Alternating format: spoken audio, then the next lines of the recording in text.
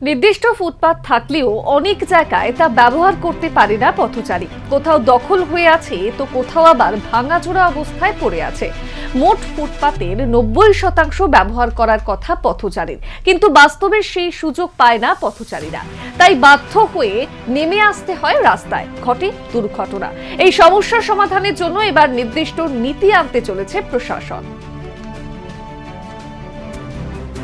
নিয়ম আছে, ফুটপাতের মোট জায়গায় 90% ব্যবহার করার অধিকারী পথচারী।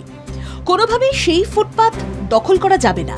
এই নিয়ম থাকলেও বাস্তবে দেখা যায় 90% দূরের কথা, অনেক জায়গায় ফুটপাত দিয়ে চলতে পারে না মানুষ, দখল করে চলছে হকারি।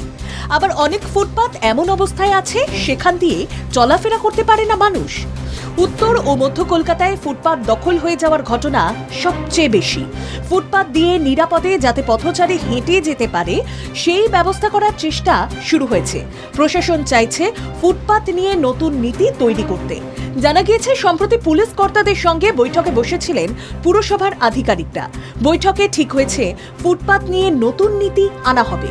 প্রশাসনের আনা সেই নীতি বাস্তবে যাতে রূপ পায় তা নিশ্চিত করতে হবে সব পুরসভাকে।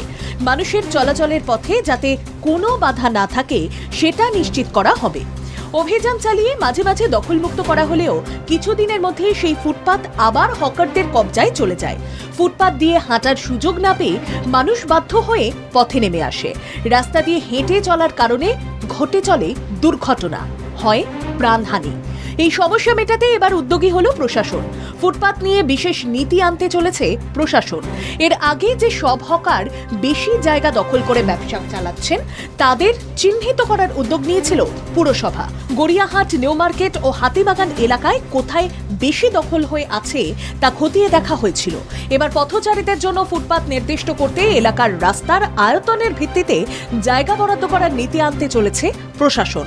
এমন হলে উপকৃত হবে পথচারী, কমে দুর্ঘটনা। ব্যুরো রিপোর্ট, বাংলা জাগো।